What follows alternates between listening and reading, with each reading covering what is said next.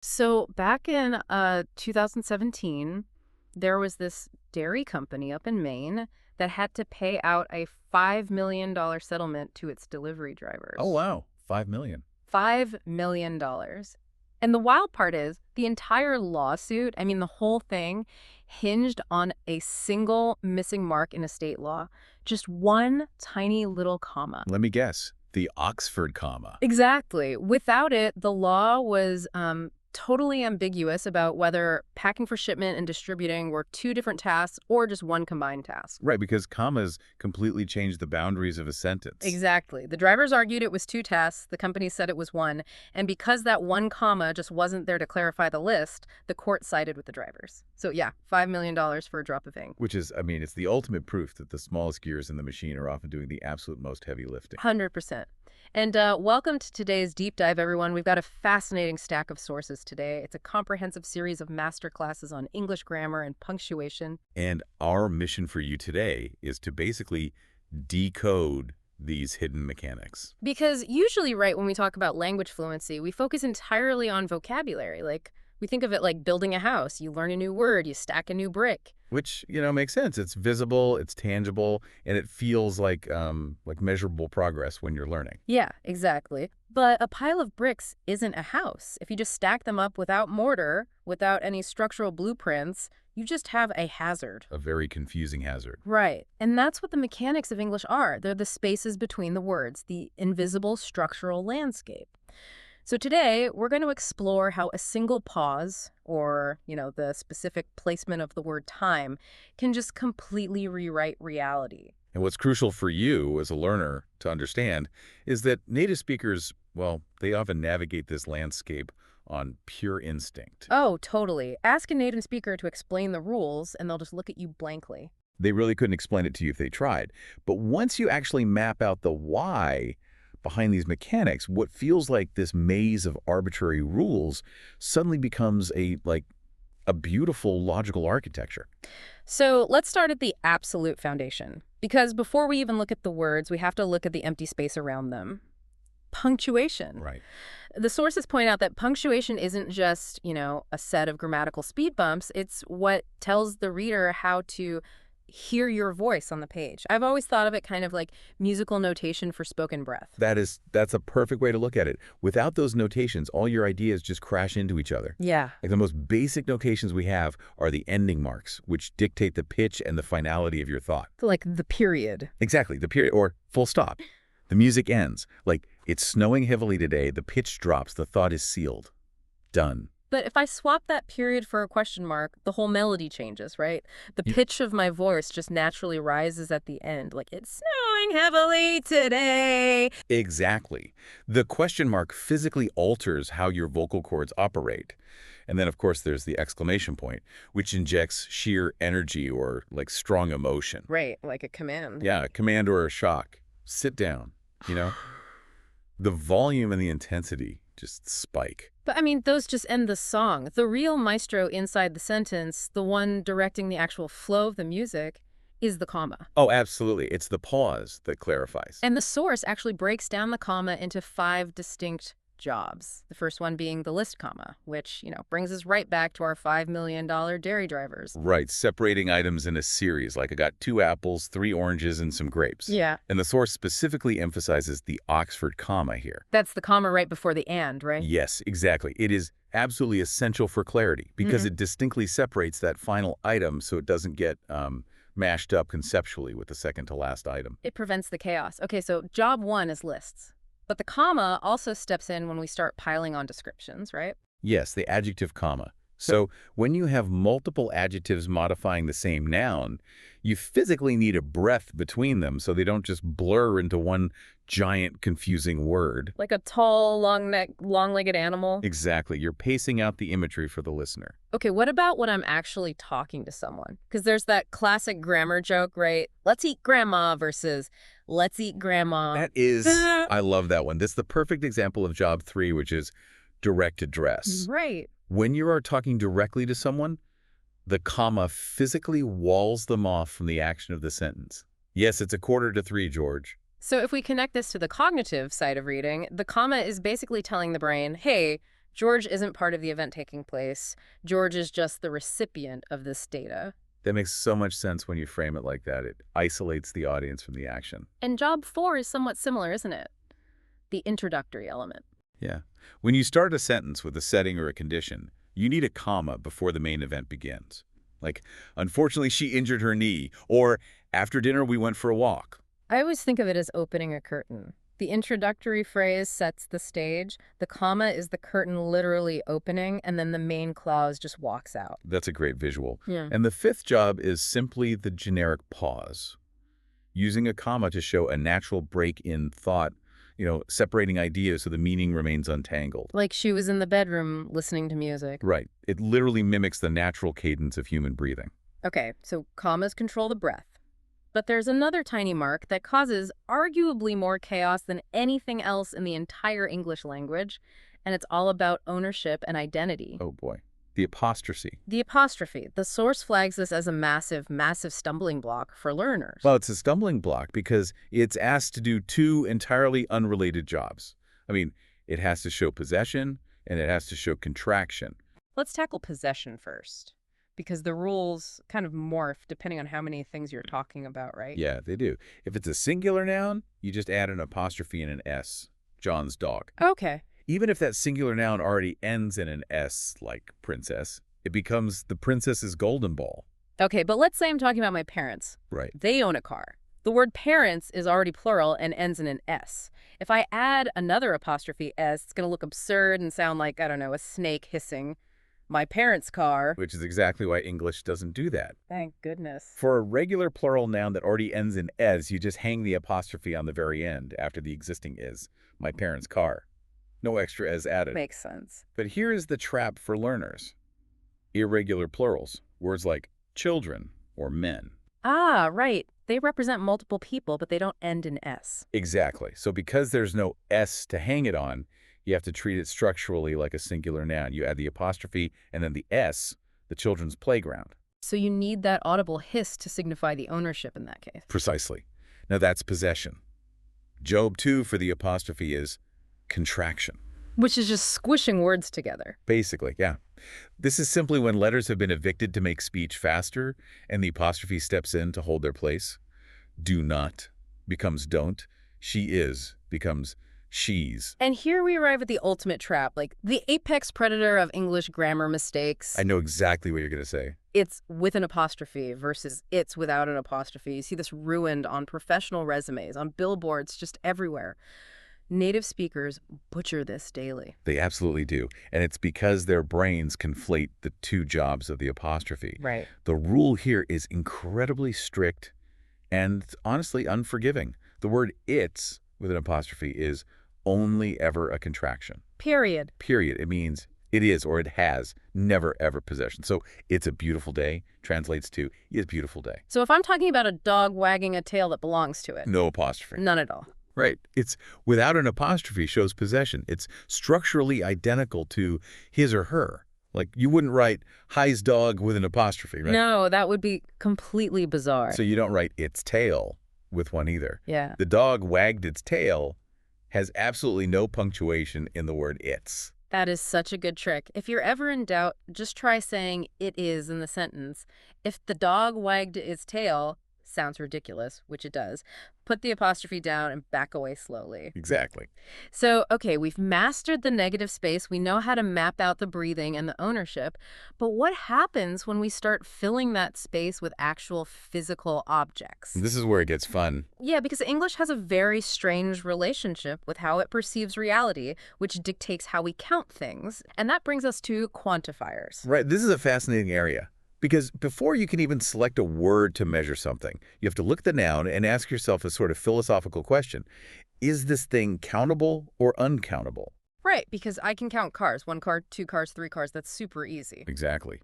Countable nouns have physical boundaries. They have singular and plural forms. But uncountable nouns are like concepts, liquids, or masses. They lack distinct boundaries. Give me an example. Water. Advice. Money. Oh, money is uncountable. Yeah. I mean, you can count dollars, but you cannot count money. So you don't say, I'd like 3 waters either, unless you're implying 3 bottles of water. The word itself only has one form. Okay, so once I classify the noun as either a distinct object or a boundless concept, how does that dictate my quantifiers? Let's look at some versus any. The source outlines a very elegant rule here. Some is generally your go-to for positive statements like, I have some money, or she has some friends. You are asserting the presence of something. Okay. Any, on the other hand, steps in for negative statements and the vast majority of questions. I don't have any money. Do you have any water? You are addressing the potential void of something. But wait, if I have a guest over, I wouldn't say, do you want any tea? That feels, I don't, weirdly aggressive. Yeah, it does. Like I'm challenging them to find the tea in my house. I would say, would you like some tea? And that is the nuanced exception the sources highlight. When a question is actually a polite offer or a request, you revert to some. You're anticipating a positive response, so you use the positive quantifier. Can I have some water, please? Ah, so it softens the interaction. Okay, what about measuring volume? Like much versus many? This plugs directly back into our foundational rule. Much is reserved entirely for uncountable nouns, usually deployed in negatives and questions. We don't have much time. Time is a concept. It's uncountable. Right, and many. But many is strictly for accountable nouns. I don't have many friends. Friends can be counted. So by that logic, few and little operate the exact same way. Little handles the uncountable concepts like he has little patience, and few handles the physical items. I have few books. But here's where the sources drop a massive, psychological revelation for learners. It's about adding the letter A, the difference between a few and few, or little and little. Oh, it is a phenomenal distinction. Yeah. Because it's not just a grammatical shift, it's an emotional shift. I think of it like this. Adding the letter A is like adding a silver lining. It transforms a negative reality into a positive one. Like if I say, I have a few friends, the A injects optimism. Yes. It means I have a small number of friends, but it's enough. I'm content. Exactly. And she has little money. Implies she might not be rich, but, she can pay her rent. She is secure. But if we strip away that silver lining, If we just remove the A entirely, then the sentence plummets into the negative. It suddenly describes a painful insufficiency. If you say, I have few friends, you're saying you have almost none and you're lonely. wow. And she has little money means she's essentially broke and in distress.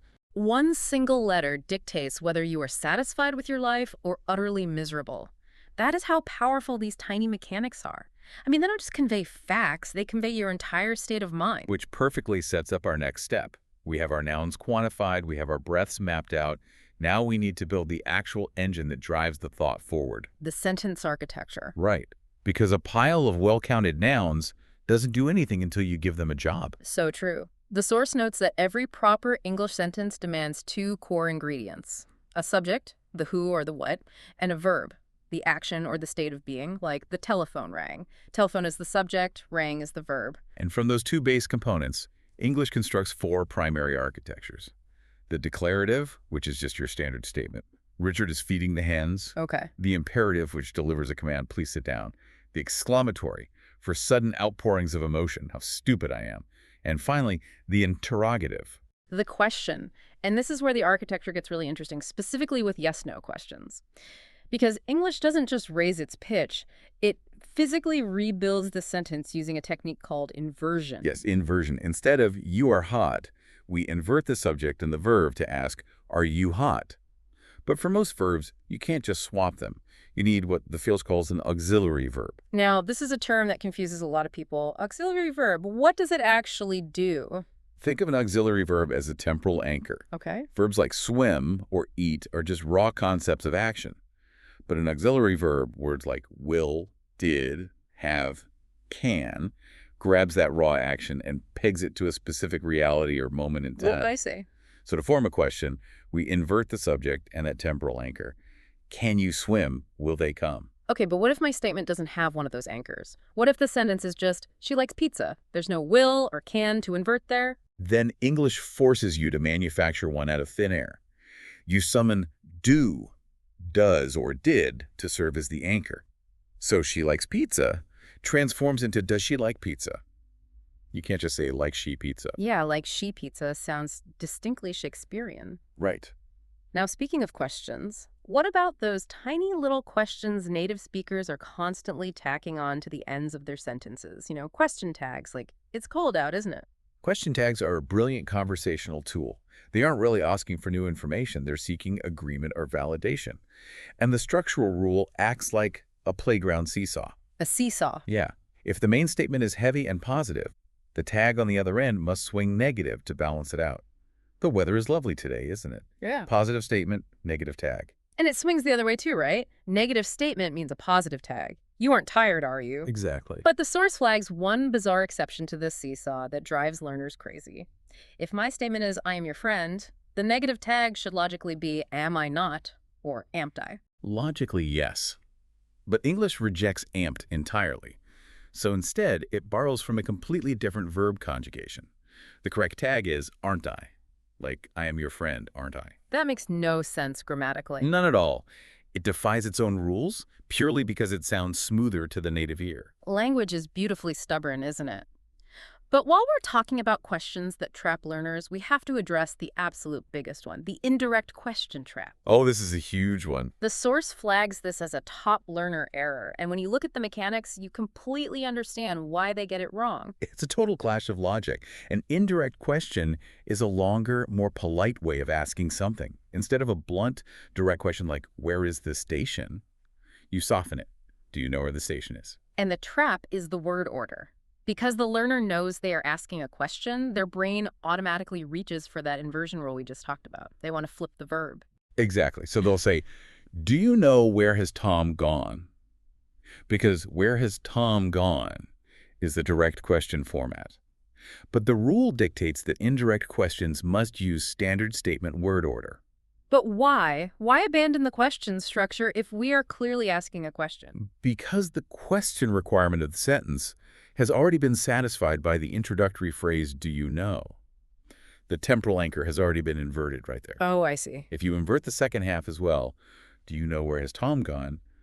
You're grammatically asking them twice in the same breath. To a native speaker, it feels redundant and slightly aggressive. Ah, so one inversion per sentence is the limit. Yes. So the correct form is the statement order. Do you know where Tom has gone? Or instead of what time is it, you say, do you know what time it is? That is a subtle shift, but mastering it is the difference between sounding perpetually like a beginner and sounding completely fluent. Which serves as the perfect bridge to our final layer of mastery today. We've built the architectural walls of our sentences. Now we have to arrange the furniture inside them. Right. And English has an incredibly strict, almost magnetic seating chart. Word order. This is where things get really rigid. The most foundational rule on this seating chart, what the sources call the unbreakable bond, is between a verb and its object. They are magnetically attracted to each other. So magnetically attracted that you cannot shove other words between them. They just repel outside interference. Exactly. Right. If my verb is like and my object is children, I say, I like children very much. I cannot force the adverb phrase very much between them and say, I like very much children. No, the magnetism rejects it. The phrase just has to wait until after the object.